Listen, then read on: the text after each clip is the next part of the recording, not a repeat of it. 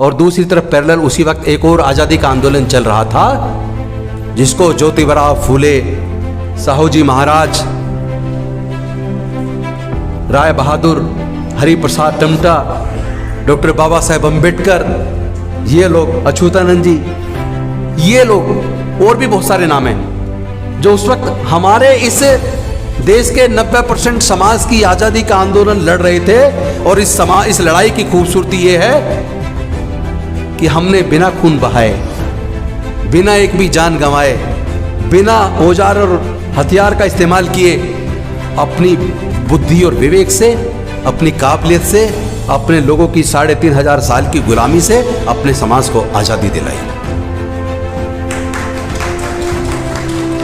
और साथ में जो जीत के संसद में गया है या राज्य या विधानसभा के अंदर गया है, वो भी इस बात का एहसास करे कि मैं एक विधायक या सांसद या मंत्री सिर्फ इसलिए बनाऊं चूंकि मैं रिजर्व से हूं, वरना ये सच्चाई है अगर रिजर्वेशन ना हो हमें कोई गांव का प्रधान ना जीतने दे। यही सच्चाई है।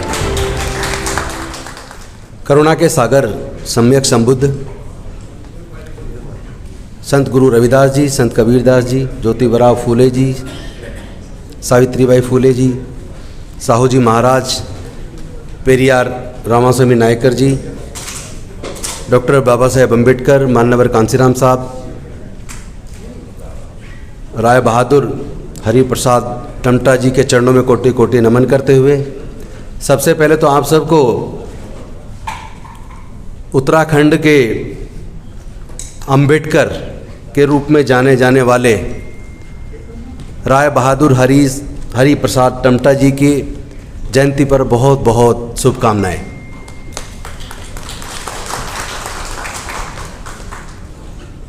कुछ ऐसे दुनिया के अंदर कोहिनूर के हीरे हैं और भारत के हर राज्य के अंदर हैं जिनको इतिहास के पन्नों में जो जगह मिलनी चाहिए थी, संभवतः वो जगह नहीं मिली है। मैं राय बहादुर हरिप्रसाद टमटा जी के बारे में पढ़ रहा था। राय बहादुर टमटा जी बाबा साहेब से 4 साल बड़े थे और मैं ये अच्छे से जानता हूँ भारत के प्लेन एरिया से कहीं ज़्यादा जातिवाद उत्तराखंड के अंदर है। पाखंडवाद, अंधविश्वास भी कहीं ज़्यादा उत्तराखंड के अंदर है। 1911 की उस घटना ने, जहां जॉर्ज पंचम का तिलक होना था और वहां अपने मामा जी के साथ हरिप्रसाद टमटा जी शामिल होने गए थे उस फंक्शन में, जहां दूसरे लोगों के साथ उनको बैठने नहीं दिया, उनको कुर्सी पर नहीं बैठने दिया, जिससे उनके मन को एक चोट लगी और वहीं से उन्होंने संकल्प किया कि अब मैं अपना पूरा जीवन अपने समाज के हक अधिकार के लिए, अपने समाज को पूर्ण आज़ादी के लिए अपना पूरा जीवन लगाऊंगा। और उन्हीं की वजह से ये शिल्पकार जो नाम दिया गया वो नाम भी उन्होंने दिया। समता के नाम से उन्होंने एक साप्ताहिक अखबार निकाला, आप सब जानते होंगे। और अल्मोड़ा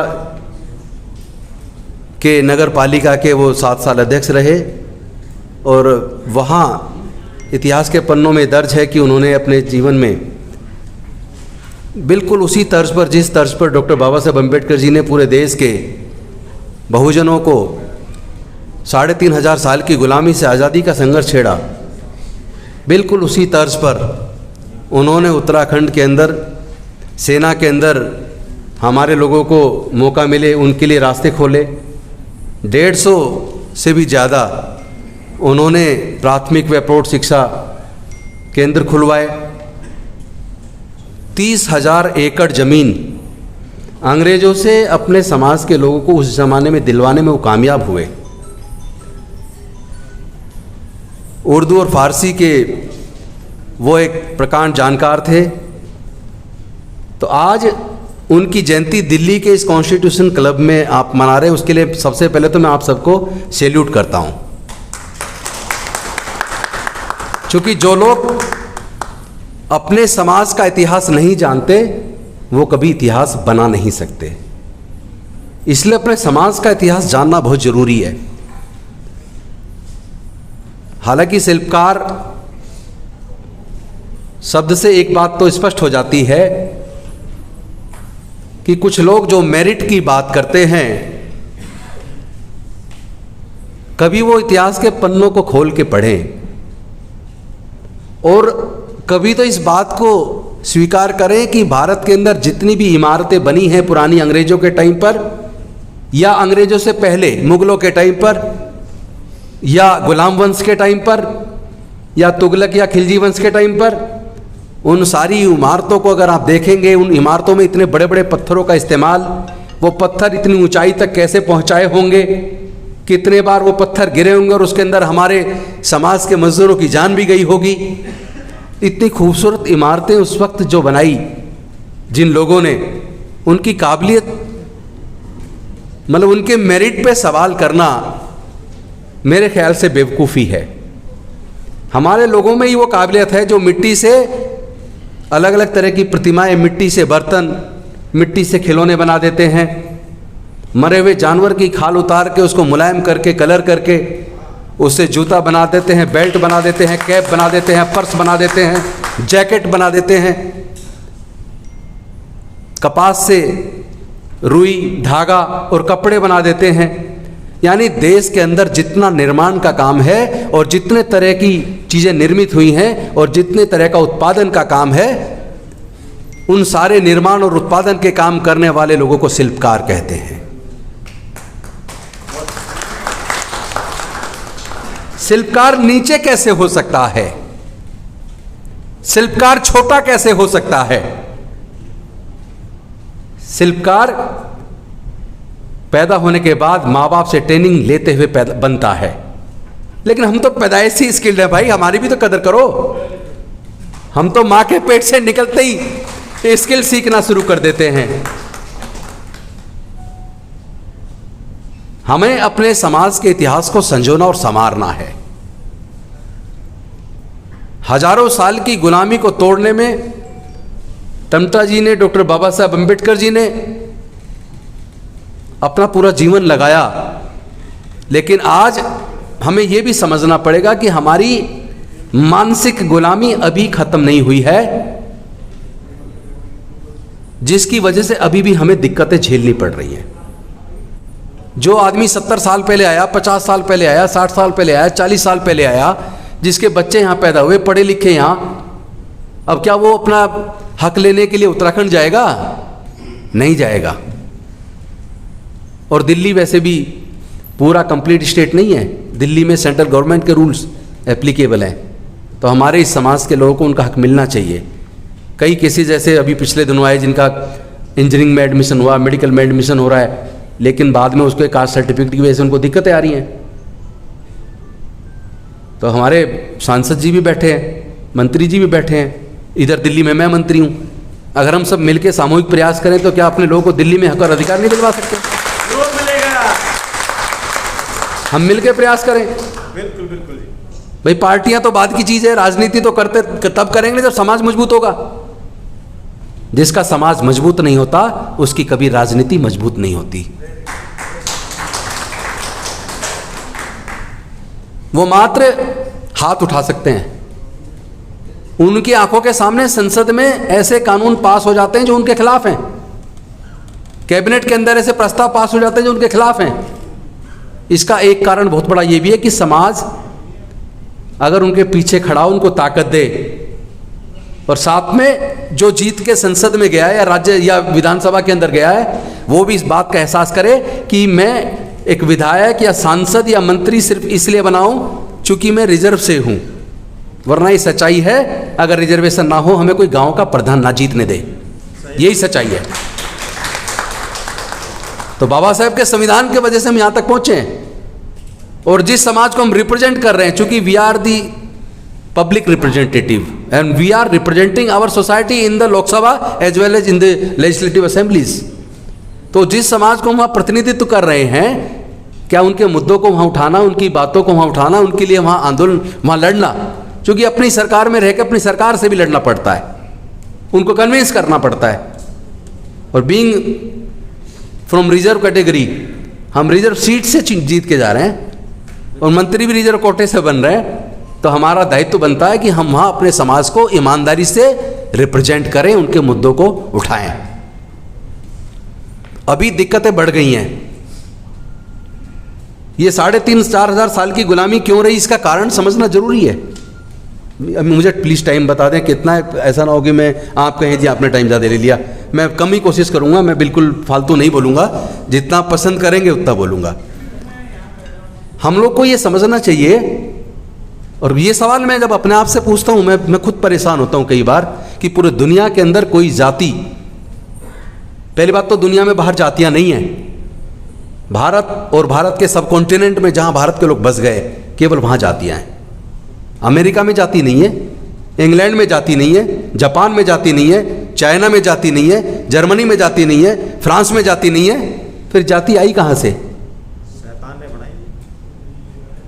भाई दुनिया को 550 साल पहले सिख धर्म मिला, दुनिया को 1400 साल पहले इस्लाम मिला, दुनिया को 2000 साल पहले ईसाई धर्म मिला, दुनिया को 2550 साल पहले बौद्ध धर्म मिला, दुनिया को 2600 साल पहले जैन धर्म मिला, दुनिया को लगभग 3,500-4 हजार वर्ष पूर्व सनातन धर्म मिला। उससे पुरानी हमारी हड़प्पा संस्कृति है, हम लोग मूल निवासी हैं। उससे पुरानी हमारी हड़प्पा संस्कृति है। आर्यंस के आने से पहले के इतिहास को पढ़ेंगे तो हड़प्पा संस्कृति के टाइम पे तो जातियां नहीं थी, लेकिन शिल्पकार थे।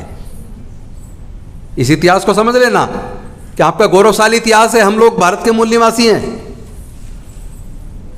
उस वक्त भी लोग मिट्टी के बर्तन बनाया करते थे, उस वक्त भी लोग कपड़ा बना करते थे, उस वक्त भी लोग जूता सिला करते थे। तो हम भारत के मूल निवासी हैं, और हमारे बीच जातियां किसने बनाई, इसको समझने के लिए आपको भारत के इतिहास को पढ़ना पड़ेगा। हमारी गुलामी लगभग 3,500 साल क्यों चली? क्या दुनिया का कोई और ऐसा देश है जिसमें इतने लंबे समय तक वहां के लोग गुलाम रहे हों? मैं एक इतिहास का विद्यार्थी रहा हूं। पूरे दुनिया के अंदर हमारे समाज से ज्यादा लंबे समय तक कोई गुलाम नहीं रहा। जब मैं इसकी गुलामी को कारण को समझने की कोशिश करता हूं तो मुझे फिर आजादी का आंदोलन याद आता है। जिस वक्त ये आजादी का आंदोलन देश में चला तो एक नहीं, उस वक्त 2 आजादी के आंदोलन चल रहे थे पैरेलल। एक आजादी का आंदोलन जिसमें गांधी जी, नेहरू जी, जिन्ना जी, आजाद जी, सैकड़ों इंटरनेशनल ख्याति प्राप्त नेता और उनके पीछे लाखों कार्यकर्ता। आप सब विद्वान लोग हैं, पढ़े लिखे लोग हैं, आपने भी इतिहास को पढ़ा होगा। कोई मुझे बता दे उस पूरे आजादी के आंदोलन में, जिसमें औजार हथियार का भी इस्तेमाल हुआ, लाखों लोगों की जान भी गई, क्या उस आजादी के आंदोलन में कहीं इस देश के मूल निवासी अनुसूचित जाति जनजाति के हक और अधिकार की कहीं चर्चा है? कहीं नहीं मिलेगी। और केवल अनुसूचित जाति जनजाति के लोगों के हक अधिकार की नहीं, इस देश की महिलाओं के भी अधिकार की उसमें चर्चा नहीं मिलेगी। तो इस सारे को अगर जोड़ लें तो क्या यह आजादी का आंदोलन केवल 10% लोगों की आजादी का आंदोलन था? क्या यह आंदोलन सिर्फ इतना था कि अंग्रेजों के हाथ से निकल के सत्ता हमारे देश के जिन लोगों ने समाज को जातियों में बांटकर पूरे सारे देश के संसाधनों पे कब्जा करके रखा है, क्या केवल उनके हाथ में सत्ता है, इसका आंदोलन था? और दूसरी तरफ पैरेलल उसी वक्त एक और आजादी का आंदोलन चल रहा था, जिसको ज्योतिबा फूले, साहूजी महाराज, राय बहादुर, हरिप्रसाद टमटा, डॉक्टर बाबा साहेब अम्बेडकर, ये लोग, अछूतानंद जी, ये लोग और भी बहुत सारे नाम हैं, जो उस वक्त हमारे इस देश के 90% समाज की आजादी का आंदोलन लड़ रहे थे। और इस लड़ाई की खूबसूरती ये है कि हमने बिना खून बहाए, बिना एक भी जान गंवाए, बिना औजार और हथियार का इस्तेमाल किए, अपनी बुद्धि और विवेक से, अपनी काबिलियत से, अपने लोगों की 3,500 साल की गुलामी से अपने समाज को आज़ादी दिलाई। क्या इस सच्चाई को, इस इतिहास को स्कूलों के पाठ्यक्रम में पढ़ाया नहीं जाना चाहिए? पढ़ाया जाना चाहिए ना। तो ये जो धोखा है, ये पूरे हमारे समाज के साथ एक तरह का धोखा है। सॉरी, मेरा कहने का मतलब ये है, इस गुलामी का लंबा चलना, 3500 साल तक चलना, इसके कारण क्या हैं, इसको समझना बहुत जरूरी है। जब मैं इसके कारणों में जाता हूं, इसको खोजता हूं, इसके कारण क्या हैं, तो इसके कारण हमारे धर्मशास्त्रों में छुपे हैं। हमारे धर्मशास्त्रों में यह स्पष्ट तौर पर लिखा हुआ है। अभी भी आप किताब निकाल के खरीद के पढ़ सकते हैं। मेरी शब्दों में आपको इतने सभी गलती मिल जाए, झूठ मिल जाए, तो मुझे बता देना, साबित कर देना, मैं अपने कैबिनेट मिनिस्टर के पद से इस्तीफा दे दूंगा। ये बता रहा हूं आपको। उसका कारण धर्मशास्त्रों में है। जिन धर्मशास्त्रों ने समाज में, जो हिंदू धर्म है वो 4 वर्ण व्यवस्था में बटा हुआ है।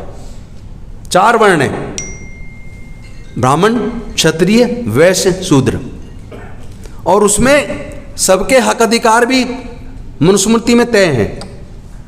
ब्राह्मण का काम पढ़ना और पढ़ाना, दान लेना, यज्ञ करना, कर्मकांड करना।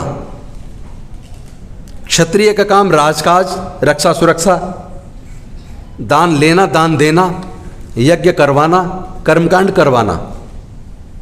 वैश्य का काम व्यापार करना, खेती करना,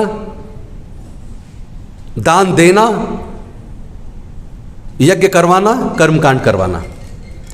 लेकिन जो पहला वर्ण है ब्राह्मण, उससे कोई पूछे भी तुम्हारा वर्ण कौन सा है, वो कहेगा हम ब्राह्मण हैं। और तुम्हारी जाति क्या है, जाति भी ब्राह्मण है। कोई क्षत्रिय से पूछे तुम्हारा वर्ण क्या है, कहेगा हम क्षत्रिय वर्ण के हैं। और कहते वक्त वो उसका सीना भी बाहर आएगा निकल के। और तुम्हारी जाति क्या है, जाति भी क्षत्रिय है।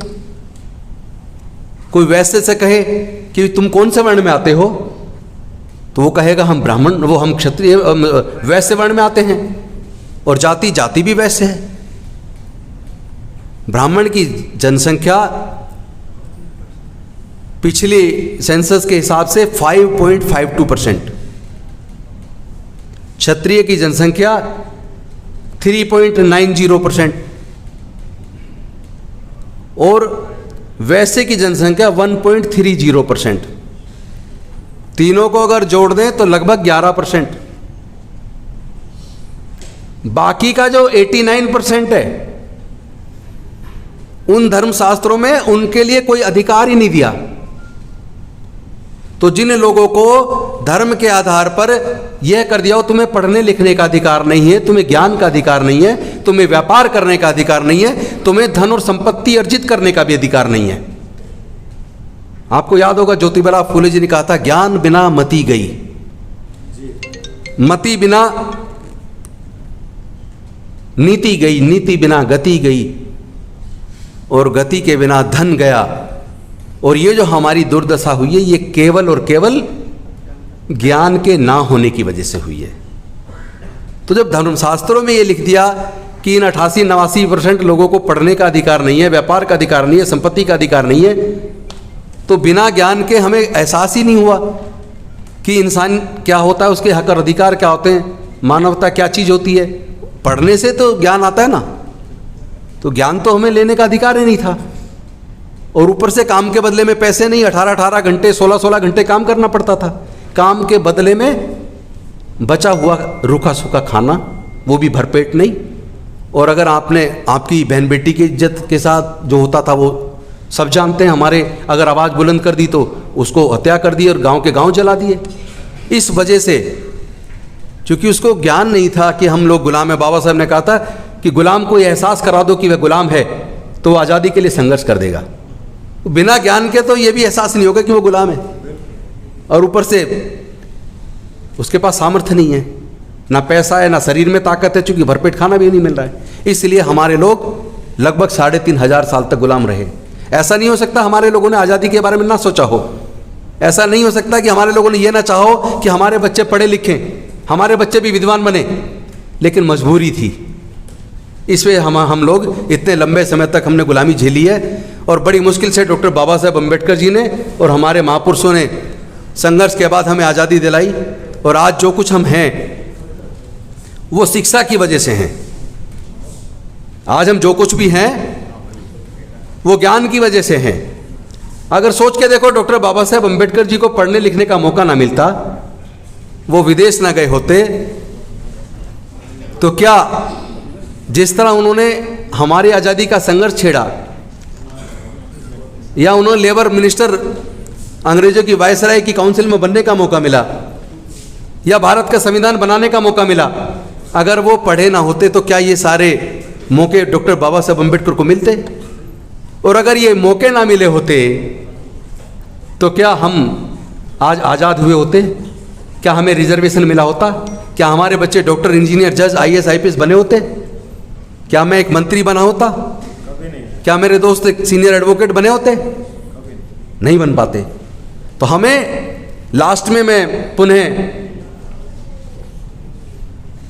राय बहादुर हरिप्रसाद टमटा जी को अपने श्रद्धा सुमन अर्पित करते हुए आप सबसे एक निवेदन करना चाहता हूं कि ये जाति कुदरत ने नहीं बनाई है। जिसने जाति बनाई है उसने पूरे देश के संसाधनों पे अपना कब्जा रखा है। तो जब जाति कुदरत ने नहीं बनाई और दुनिया में जातियां नहीं हैं और इन जातियों की वजह से हम बट गए, हम अगर एकजुट हो जाएं और आपस में रोटी बेटी का रिश्ता करें, हम तो कम से कम अपने अंदर के जातिवाद को खत्म करना शुरू करें। हम तो कम से कम अपने अंदर के ब्राह्मणवाद को खत्म करना शुरू करें। हमारे अंदर भी ब्राह्मणवाद पनप गया है। जो आदमी अमीर हो गया, कोई मंत्री बन गया, कोई सांसद बन गया, कोई बिल्डर बन गया, कोई कुछ बन गया, वो अपने समाज के गरीब लोगों को अपने नज़दीक नहीं फटकने दे रहा। वो उनके हक अधिकार के बारे में बोल भी नहीं रहा है, उनको साथ भी लेके नहीं चल रहा है। प्राइवेटाइजेशन ने धीरे धीरे हमारी कमर तोड़ दी है। एजुकेशन इतनी महंगी हो गई है कि हमारे लोगों से एजुकेशन एक तरह से दोबारा से छिन गई है। आज अगर किसी का इंजीनियरिंग में एडमिशन हो जाए, सीधा 1-1.5 लाख रुपए तुरंत जमा करना पड़ रहा है। क्या हमारे समाज के लोगों में इतना सामर्थ्य है? जिनकी नौकरी लग गई, उन्होंने थोड़ा पैसा पूंजी मुश्किल से जोड़ी है, वो तो अपने बच्चों को पढ़ा लेंगे, लेकिन उनकी संख्या हमारी पूरी संख्या का ज़्यादा से ज़्यादा 2-3% होगा। बाकी हमारे समाज के 97% लोग क्या करेंगे? क्या दोबारा गुलामी नज़दीक नहीं आ रही है? क्या फिर से हमारे बच्चे सारे मजदूर नहीं बन जाएंगे? तो हमसे ज्ञान भी दोबारा छिनने वाला है। और ये जो प्राइवेटाइजेशन हुआ है, ये जो ठेकेदारी प्रथा आई है, ये जो निजीकरण हुआ है, और ये जो देश के संसाधन बेचे जा रहे, कंपनियां बेची जा रही हैं, उन सब जगह हमारी एंट्री बंद हो जाएगी। हमारे लोगों की नौकरी नहीं लग पाएगी। दोबारा से हमारा बुरा समय आने वाला है। एक ही रास्ता बचने का, हम सब लोग एकजुट हो जाएं, अपने बीच में रोटी बेटी का रिश्ता करें, अपने बीच के जातिवाद को खत्म करें और अपने समाज के हक अधिकार के लिए एकजुट होकर अपना आंदोलन करें। तो मैं समझता हूं समाज को बचा पाएंगे, वरना बचाना मुश्किल है। बहुत बहुत धन्यवाद। जय हिंद, जय भीम, जय भारत।